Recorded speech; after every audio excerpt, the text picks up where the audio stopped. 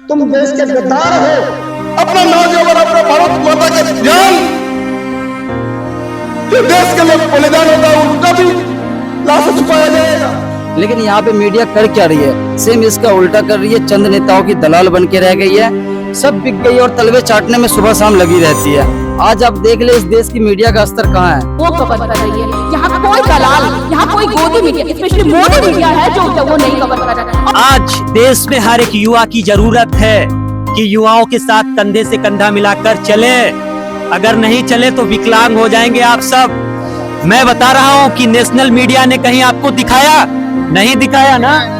आज जो social media, digital media आपको दिखा रहा है, आप लोग उन्हें सपोर्ट करें।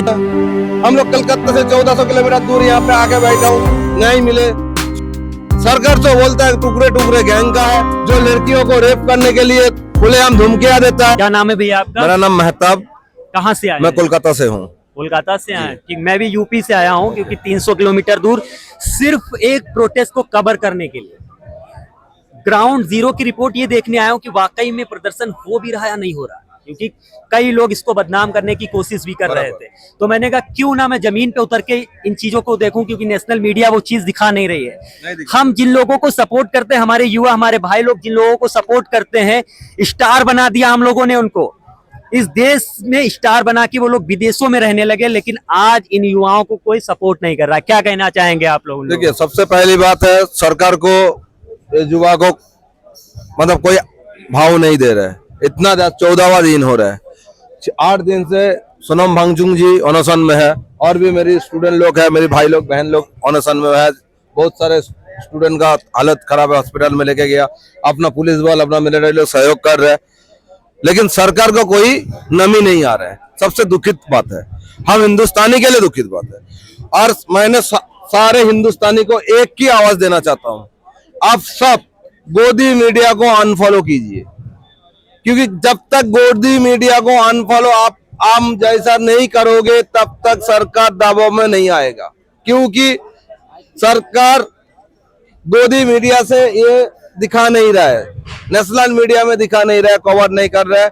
लेकिन ये भाई जो है, क्या कौन सा न्यूज है, द न्यूज हिंदी, इनका सवाल करते हुए मुझे अच्छा लगा। अगर यही सवाल अगर सरकार से किया जाए तो आज शायद 20 स्टूडेंट जो आत्महत्या किया नीट के लिए के, वो दिन देखना नहीं पड़ता, वो माँ बाप खुश होते।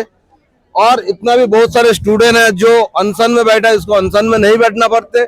यहाँ पे अपना जो सर लोग है, इन लोगों को भी यहाँ पे बैठने का जरूरत नहीं पड़ते, क्योंकि ये भी अपना पिता जैसा है, अपना परिवार का हिस्सा है। इन्होंने भी देश के लिए बहुत कुछ करता है, लेकिन इन लोग अपना लड़का जैसा समझ के आज भी हम लोगों का साथ दे रहे हैं। इन लोगों को मैं दिल से सैल्यूट करता हूँ, लेकिन सरकार को कैसे सैल्यूट करूं? सरकार तो बोलता है टुकड़े टुकड़े गैंग का है, लेकिन अगर हम टुकड़े टुकड़े गैंग का है तो देशभक्त कौन है, जरा आप बता दीजिए। थोड़ा आप प्रेस कॉन्फ्रेंस करके मैं सरकार से अपील करता हूँ, देशभक्ति किसको कहा जाता है, प्लीज सरकार का कोई भी मिनिस्ट्री कैबिनेट थोड़ा बता देंगे जे इसको देशभक्ति कैसे कहा जाता है। जो लड़कियों को रेप करने के लिए खुलेआम धमकियां देता है, यहाँ पे एक निशु बहन है मेरा था जिसको खुलेआम धमकियां मिलता था, उसका साथ बलात्कार करने का, उसका साथ बदसलूकी करने का, क्या उसको देशभक्ति कहा जा रहा है? तो मैं कहीं ना कहीं यहाँ सरकार का थोड़ा सा मेरे को लग रहा है, ऐसा नहीं है। मुझे देखिए, मुझे सिस्टम से नफरत है, सरकार से नहीं। सरकार का जो सिस्टम है वो गलत है, वो सिस्टम के लिए हम परेशान है, सर लोग परेशान है, यहाँ पे पुलिस लोग परेशान है, पूरा प्रशासन परेशान है। हम लोग कलकत्ता से 1400 किलोमीटर दूर यहाँ पे आके बैठा हूँ, नहीं मिले। स्टूडेंट लोग अपना, उनको नहीं मिलना चाहिए, नहीं मिले। देश का एक नया भविष्य मिले, युवा जो पढ़ रहा है उसको एक आगे चल के उसको सर पे ये टेंशन ना आ जाए, पेपर लीक हो जाए, अपना भविष्य ना खराब हो जाए। तो तरह तरह का प्रॉब्लम ही प्रॉब्लम आ रहा है आज। मतलब कैसे बोलूं सरकार के बारे में, कुछ भी बोलूं तो शर्म खुद को आ रहा है जो हम एक हिंदुस्तानी हूं। हम ऐसा सरकार को बैठाया हूं जो राम का नाम पे राम को ही लूट लिया। तो हमें ये लग रहा है कि ये राम का भेष में रावण तो नहीं है। हमें एक सवाल आ रहा है, मन में सवाल आ रहा है, राम का भेष में रावण तो है नहीं। हो सकता है राम का भेष में रावण, क्योंकि उस टाइम सीता को भी जो अपहरण किया था, रावण भी राम का ही भेष में अपहरण किया था। लेकिन उस टाइम तो राम जी था उसको बचाने के लिए। सही बात है, लेकिन आज अगर ये राम जी जो राम मंदिर है, जो अपना भव्य जो ये है, जिसको हम मानता हूँ, आराधना का जो हम मानता हूँ, सारा हिंदुस्तानी मानता है, उसको बचाने के लिए कौन आएगा? सोनम वांगचुक तो 8 दिन से परेशान है, वो हड़ताल में, यहाँ पे स्टूडेंट लोग हैं, लेकिन आज के तारीख में तो कोई आवाज नहीं दिख रहा है। मुझे लग रहा है कहीं ना कहीं सारे हिंदुस्तानी को आवाज देना पड़ेगा। इसकी स्टार नजर नहीं आ रहे, स्टार भी नजर नहीं आ रहा है, वो लोग नहीं है। कहीं ना कहीं सबको आना चाहिए, जरूरी है। मैं अपने ऑपोजिशन सांसद अपोजिशन को भी बुलाना चाहता हूँ, राहुल जी को भी बुलाना चाहता हूँ, आप आइए, कम से कम आप तो आके मिलिए। प्रियंका जी से अपील करता हूँ, आप तो आके मिलिए, कम से कम हौसला तो हमारे हिंदुस्तानी के होते हुए गर्व तो महसूस हुए। सरकार नहीं आ रही, लेकिन आप लोग तो आ सकते हो। मैं सबको बे करता हूँ और सारे हिंदुस्तानी भाई को अपील करता हूँ, आप सब आइए यहाँ पे, शांतिपूर्वक है, हम लोग अहिंसा का प्रतीक है, मोहब्बत से जीना चाहता हूँ। ये हिंदुस्तान में कोई भी लहू बहाना नहीं चाहता हूँ, ये हिंदुस्तान का बहुत लहू बहा चुका है, अब मोहब्बत से जीना चाहता हूँ। अब सबको जरूरत है, यहाँ पे कोई धर्म नहीं है, कोई जात नहीं है, यहाँ पे एक ही चीज है, हम सब हिंदुस्तानी, हिंदू मुस्लिम सिख ईसाई, हम सब भाई भाई। हम सबको एक साथ जीना है, एक साथ मरना है, एक साथ खाना है, एक साथ हॉस्पिटल में कोई अगर तबीयत खराब हो जाए, हम सब में उसको सेवा देने के लिए ये करे, काम करे। तो हम सरकार को ये अपील करना चाहता हूँ, अभी भी वक्त है, अब थोड़ा समझिए, सिस्टम को थोड़ा सा ये कीजिए। हम लोगों का मांग एक ही है, धर्मेंद्र प्रधान जी को इस्तीफा चाहिए। धर्मेंद्र प्रधान जी सिस्टम का ऊपर, हिंदुस्तानी का ऊपर तो है नहीं, अपना माँ का ऊपर तो है नहीं, ये जमीन का ऊपर तो है नहीं, वो भी जमीन से जुड़ा हुआ इंसान है। अगर जरा भी आपको अगर ये है अंदर अगर इंसानियत है, आप अगर एक बाप का बच्चे का बाप हो, नहीं है बच्चे, अगर आपका माँ पिता है तो उस माँ पिता के लेके आप थोड़ा शर्म करो। आपको हम कैसे समझाओ, नहीं समझा आप हम लोगों का बुजुर्ग है, लेकिन हम लोग आपको ज्यादा बोल भी नहीं सकता हूँ, लेकिन हम लोग को हम रिक्वेस्ट कर सकता हूँ, धर्मेंद्र प्रधान जी, आप प्लीज इस्तीफा दीजिए। तो आप ये देख सकते हैं, ये आक्रोश बाकायदा आपको नजर आता होगा, ये कोई झूठा मूठा आक्रोश नहीं है, ये अपने अंदर से वो आक्रोश निकल रहा जहां पर सरकार की बाकायदा नाकामी कहीं ना कहीं है। और अगर ये नाकामी ना होती सरकार की तो 22 मिलियन सीजेपी कोई फॉलो नहीं करता, कहीं ना कहीं तो कमी है सिस्टम में। इसीलिए पूरे देश का हर एक नागरिक यहां पर हर जगह से मौजूद है और सरकार के खिलाफ आवाज उठा रहा है कि धर्मेंद्र प्रधान का इस्तीफा हो जाए। और एक भूल गया, जो नौजवान जो अपना भारत माँ का शेर जो सिंदूर जैसा ऑपरेशन में शहीद हुआ, ऑपरेशन सिंदूर में उस माँ का लाल को छुपा दिया इन लोगों ने। कितना बड़ा बेशरम है, जिस अपना बीवी बच्चा अपना वतन के लिए अपना लड़ रहे, रात अंधेरा नहीं है, कीड़ा मकोड़ा नहीं देखता है, कहीं सांप ना काट ले ये नहीं देखता है, अपना जान से खेलते देश को बचाता है। उस नौजवान, उस भारत माता का शेर को छुपा दिए इस सरकार ने। शर्म करना चाहिए इस सरकार को, शर्म करके डूब मरना चाहिए। राजनाथ सिंह को शर्म का डूब मरना चाहिए। मैं अपील करता हूँ, आज हिंदुस्तानी होने के वजह कहीं ना कहीं हमें भी दुख है कि अपना शेर, अपना नौजवान, अपना भारत माता का जान जो देश के लिए बलिदान होता है, उनका भी लाश छुपाया जाएगा। इससे बड़ा शर्म और क्या हो सकता है हिंदुस्तान के लिए?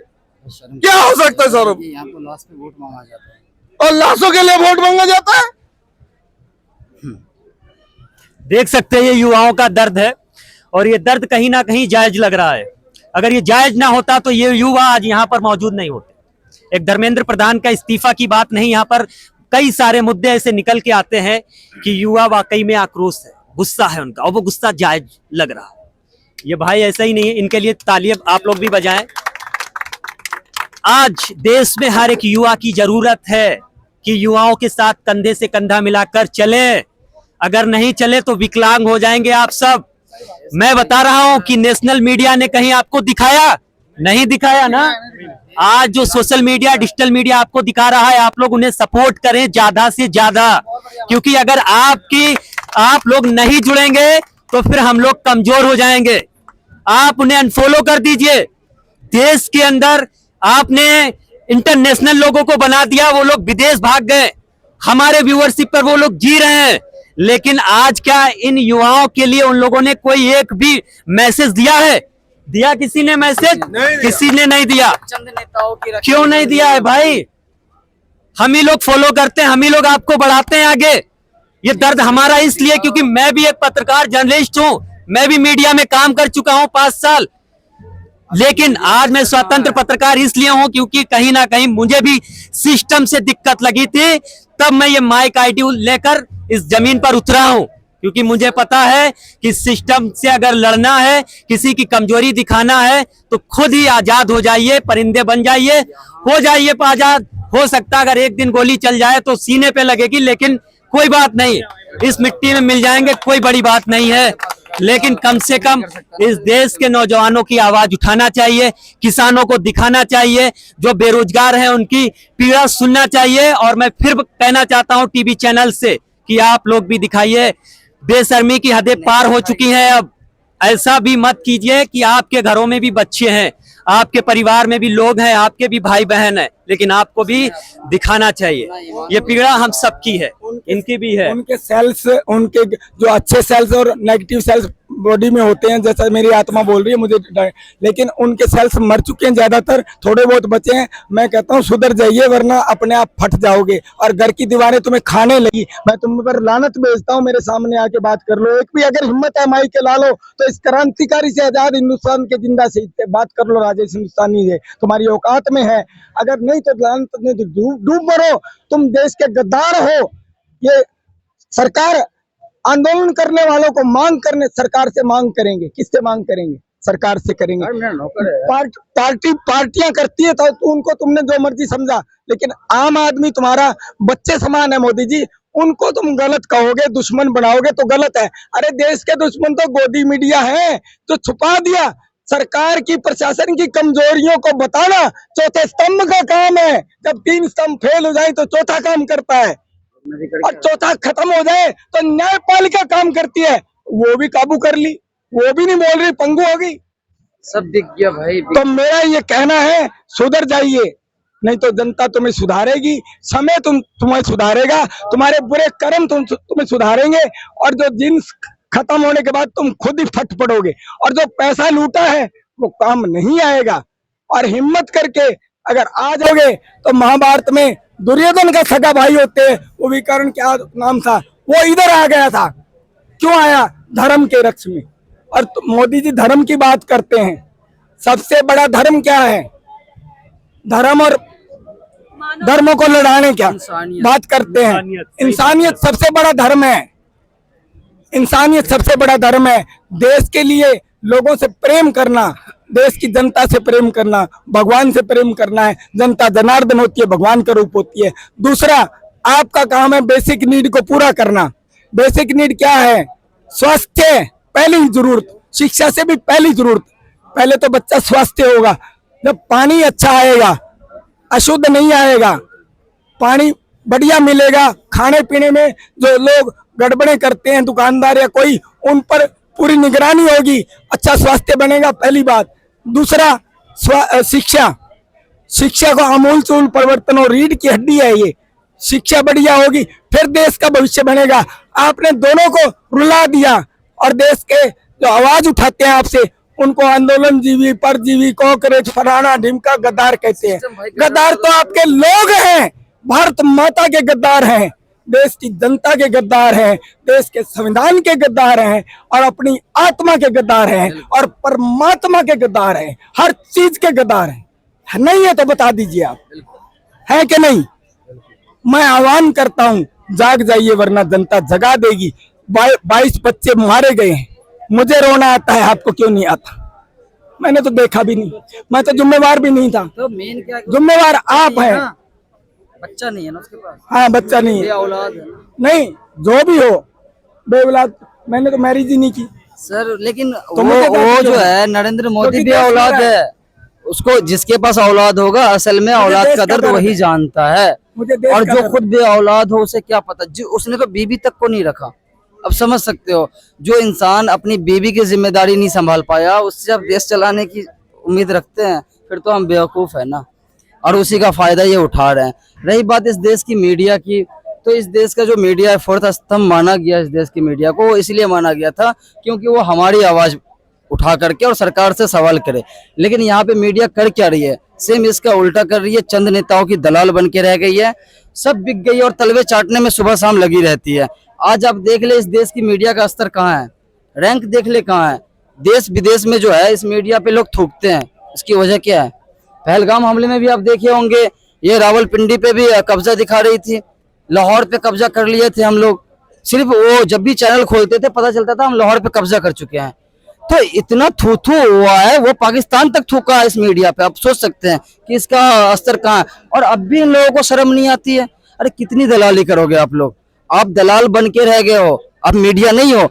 इस वजह से इस देश की जनता जो है लगभग नेशनल मीडिया को देखना छोड़ चुकी है, सिर्फ सोशल मीडिया को लोग देखते हैं। जो लोग बस यही वजह है। जो अंधभक्त वही और अंध हुई है, लोकल मीडिया को लोग अब ध्यान देते हाँ, हैं। ये होना भी क्योंकि चाहिए। उन्हें क्या है कि वो धरातल की चीजों की रिपोर्टिंग करते हैं और धरातल की चीजों को उठाने की कोशिश करते हैं। मैम सबसे बड़ी बात तो ये है ना कि जैसे मैं अगर किसी को नमक खिलाऊंगा तो वो मेरे लिए काम करेगा, तो जाहिर सी बात है वो सरकार का नमक खा रही है तो तलबे तो उसी की चाटेगी ना। सरकार के खिलाफ कैसे बोलेगी? वो बिक चुकी है, उसका ईमान बिक चुका है। उससे अच्छा मैं अभी के मीडिया से अच्छा मैं तवायफ को मानता हूँ, क्योंकि तवायफ का भी एक जमीर है, लेकिन इस मीडिया का जमीर नहीं है।